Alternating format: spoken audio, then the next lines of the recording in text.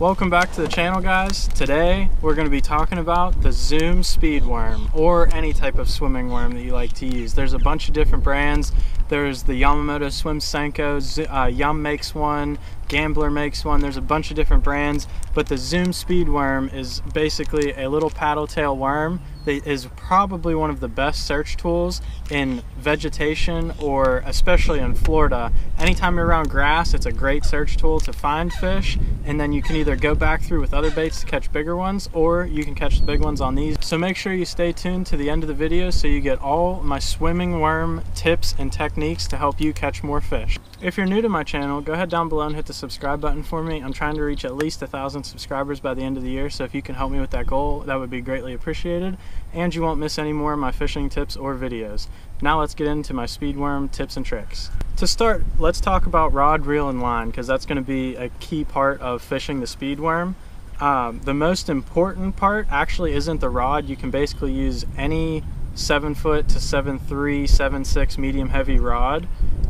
You just want something with a little bit of tip but a lot of backbone to be able to set the hook on those fish and be able to make accurate casts. The key to fishing the speed worm is actually going to be your line and your reel. For a reel, I like a 7:1 gear ratio, or you can go even higher. You just want a fast reel, because what's going to happen is these fish are going to bite this bait and they're going to swim right at you, and you need to be able to catch up with them so you don't miss any when you're setting the hook on them, and keep up with them when they're swimming right towards you. And then for line, there are two ways you can go. If you're fishing around very heavy vegetation, like you can see behind me here, I'm going to use braid. So this is 30-pound braid. You want to use really thin diameter line, because you're going to be able to get longer casts, and it's going to come through the vegetation a lot better with thin diameter than thick diameter line. So 30-pound braid is where I'm going to go for that. If you're fishing around sparser cover or submerged vegetation like milfoil, eelgrass, hydrilla, you don't need to use braid. You can use fluorocarbon line. You could use monofilament if you wanted to as well, but I like to use fluorocarbon, and I would use no more than 17-pound test. I actually prefer to do 15-pound test whenever I'm doing that. Again, you want that thin diameter line, especially because that's going to help keep your bait down in the water when you're reeling it, instead of it coming right up to the surface and not making contact with the vegetation, which is going to be key to helping you get more bites while you're throwing the speed worm. Now, when you're choosing a speed worm, there are two different kinds you can do when you're using the Zoom speed worm. I'm sure other companies have the same exact design as size-wise, but this is the regular sized Zoom speed worm, just the standard Zoom speed worm, and this is the Magnum Zoom speed worm. You can see the size difference between the two.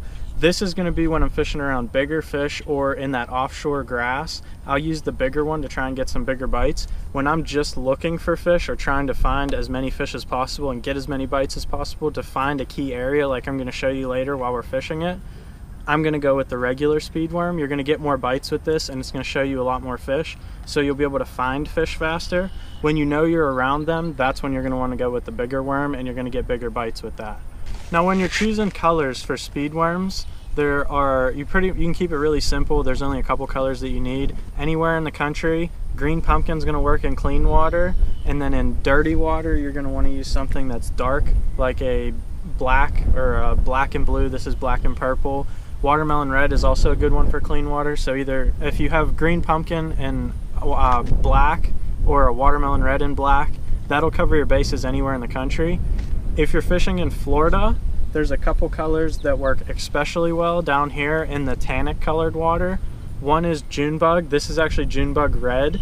That is one of the best colors in Florida. The red flake stands out really, really well. So does that watermelon red in clean water. So those are two good ones. And then another really good one for Florida, they have a lot of golden shiners down here and a lot of bluegills. This is the Sungill color. That's another really good one to throw down here in Florida. If you came to Florida and you could only take two, I would take Sungill or watermelon red and a Junebug red. Those would be the two that I would take. And then anywhere else in the country, if I was fishing, I would take like this black and purple and a green pumpkin. Those would be the colors that I would fish. You'd keep it really simple on colors. Get the standard size. If you want to get some of the bigger size, you can, but realistically the standard size is going to get you cover all your bases no matter where you're fishing in the country. Now let's talk about the rig that I like to use when I'm fishing these speed worms. To rig one of these up is really simple. It's almost just a basic it's pretty much just a basic Texas rig. I put a bobber stop on to start, so you'd put a bobber stop on your line, slide that up, Then for your weight, depending on how deep of cover you're fishing, you can use anywhere from, I've used as light as 1/8 of an ounce, and I've gone up to about 1/4 of an ounce, depending on how deep the grass is. Especially if you're fishing under submerged vegetation, you might want to go to that 1/4 ounce. For the stuff we're fishing here, I've been using a 3/16 today, and you'll see later in the video I've been using the 3/16. That's usually my go-to 3/16 ounce weight. An 1/8 will do work even better if you're fishing really shallow water, and the 1/4 is what I use to get down deeper. So those are the 3 weight sizes that I like to use. Use the bobber stop to peg it because you're fishing through a lot of grass, so you'll want to peg this up against your bait. I'll show you when I rig one up here in a second. And then for a hook, I use a Gamakatsu extra wide gap superline hook. I use the superline because I'm fishing it on braided line and a medium heavy rod and around grass. So when I set the hook on these fish, I don't want my hook to bend out and lose a big one. Especially in Florida here, you can hook a 10-pounder, so you don't want a light wire hook. If you want to get better hook penetration and you're losing some fish, you can drop down to the regular extra wide gap hook and you'll actually stick a few more fish. You'll just have to play them a little bit lighter because the hook will bend out if you pull on them too hard, but the lighter wire hook will go in the fish's jaw a little bit easier and you'll hook more fish. I use the 3/0 size if I'm fishing the standard size Zoom speed worm, and if I'm fishing the bigger speed worm, I will use a 5/0 size hook. And also when I'm fishing the larger speed worm, I'll use a 3/16 to fish in shallower water, and I'll use all the way up to a 5/16 to fish in deeper water, because that speed worm is bigger and it has more weight to it. It's going to try and float up a little bit higher whenever you're reeling it, so you might need a little bit heavier weight to get it down a little bit deeper. I usually start with the 3/16 on both, and then depending if my bait's not getting down deep enough, I'll up my weight size. Or on the smaller worm, I'll go down to 1/8 if my bait is getting too far down into the grass and not being able to fish it properly. But you do want to make contact with the grass. That is going to get you more bites. If you're not making contact with grass, if you're just fishing it over the surface and it's never touching the grass underneath, or if you're fishing around the pads but never actually casting into the pads, you're not going to get as many bites.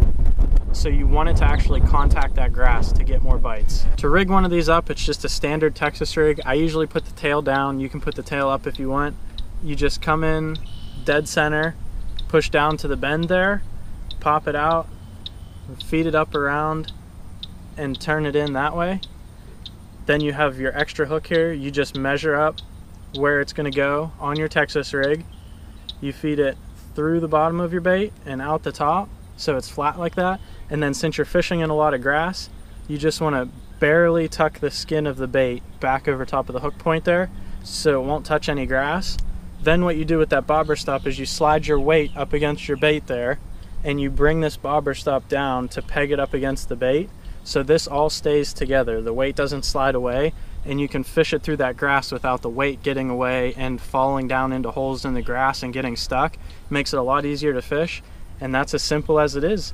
Let's go out on the lake and fish it a little bit, and let's see if we can catch any fish today and show you how I use this to find fish on a new lake with vegetation. So when I'm fishing this speed worm, it's super simple.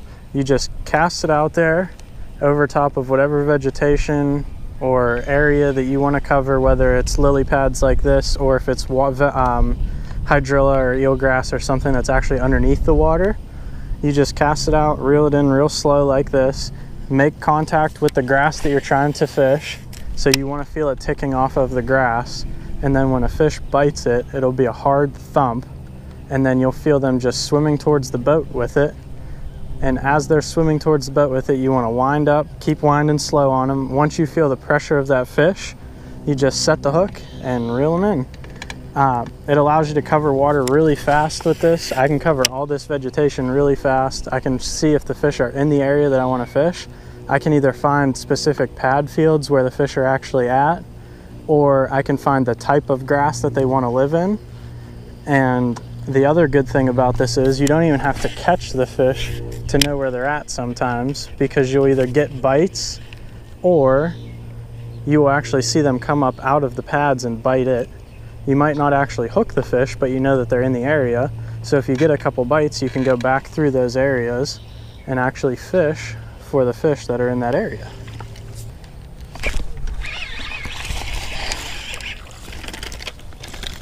There's another one. on the speedworm out of these lily pads here. He was out on the edge of it. I had a couple other bites out on the edge too. We're gonna go ahead and throw him back. But what I'm starting to learn now by throwing the speedworm is that the fish are either on the edges of these lily pads or they're on the edges of the cattails, and it seems that they like that harder vertical structure. So this might not catch every fish that's living in there, but then I can go back through these areas and throw different baits and try and catch the bigger fish out of these areas, knowing that there's some in the area. And that is why I like to use the speedworm as a search bait.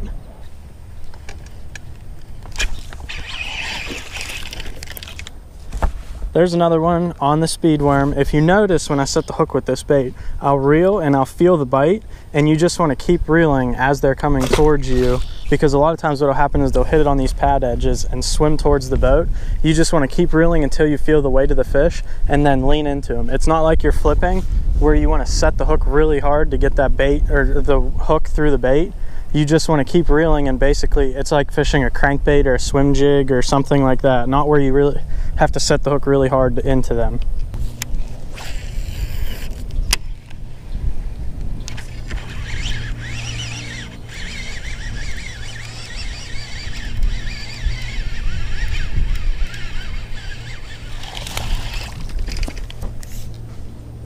There's about our fourth one on the speedworm, and each one now has either come off of lily pads or off of these cattails here. So what I would do with that now, after using this as a search bait, I might not be catching every fish that lives in the area with this speedworm, but at least I can find where they're at with it. So now I could go back through, and instead of wasting time on docks or Kissimmee grass around the lake, I could just fish anything that's these pads or cattails and know that I'm probably going to be around to fish.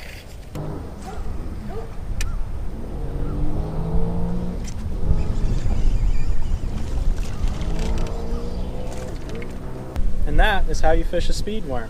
I hope you enjoyed today's video. If you did, leave a like down below and make sure you subscribe so you don't miss any more of my fishing videos or tips. Thanks for watching.